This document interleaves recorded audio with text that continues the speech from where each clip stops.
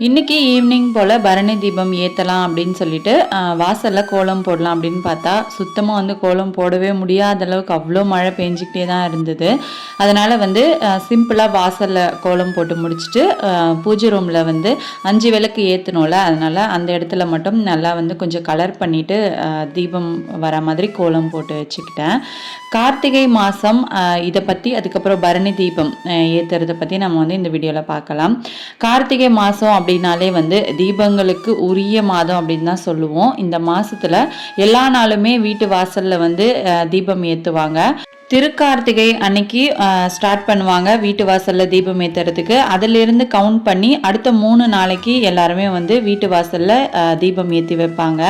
ஆனால் வந்து சரியான முறை அப்படின்னு சொல்லி பார்த்தீங்கன்னா, கார்த்திகை தீபத்துக்கு முன்னாடி நாள் பரணி வரும், அன்னைக்கு வந்து தீபம் ஏற்ற ஸ்டார்ட் பண்ணணும். அதுக்கப்புறமா தீபம் அன்னைக்கு 2வது நாள், அதுக்கு அடுத்த நாள் வந்து 3வது நாள்.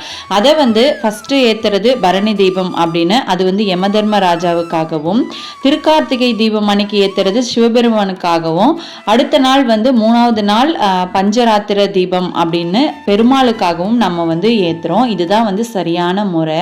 சிவபெருமான் மகாவிஷ்ணு மற்றும் பிரம்மாவிற்கு ஜோதி வடிவமா காட்சி தந்த திருநாளை தான் நம்ம திருக்கார்த்திகை தீபம் அப்படின்னு சொல்லி கொண்டாடுறோம். இந்த பரணி தீபம் ஏத்துறதுனால நம்ம தெரியாம செய்யற பாவங்கள்லாம் நீங்கும் அப்படின்றது வந்து ஒரு நம்பிக்கை. அது மட்டும் இல்லாம மார்கழி மாசத்துல தேவர்களுடைய விடியற்காலை அப்படின்னு சொல்லப்படுறதுனால அதற்கு முன்னாடி வரக்கூடிய அந்த கார்த்திகை மாசம் வந்து அவங்களுக்கு இருளாக இருக்கும். அந்த நேரத்துல நாம வந்து வீடுகள்ல தீபம் ஏற்றி வழிபடுறதுனால நமக்கு வந்து துன்பங்கள் நீங்கி தேவர்களுடைய அருள் வந்து முழுமையா கிடைக்கும். குறிப்பாக மகாலட்சுமியினுடைய அருள் வந்து முழுசா நமக்கு கிடைக்கும் அப்படின்றது ஒரு நம்பிக்கை.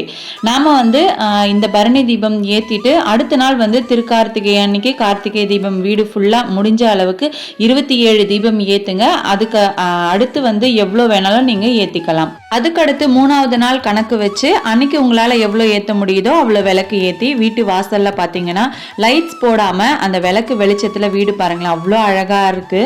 நான் வந்து இந்த மாதிரி தான் சிம்பிளாக படிக்கட்டில் கோலம் போட்டிருந்தேன். ஏன்னா வந்து மழை பெய்யுதுல, அதனால படிக்கட்டில் வந்து கொஞ்சமாக கலர் பண்ணி இந்த மாதிரி கோலம் போட்டுட்டேன். பார்க்குறதுக்கு ரொம்ப ரொம்ப அழகாக இருந்தது, எனக்கு ரொம்ப பிடிச்சிருந்துச்சு.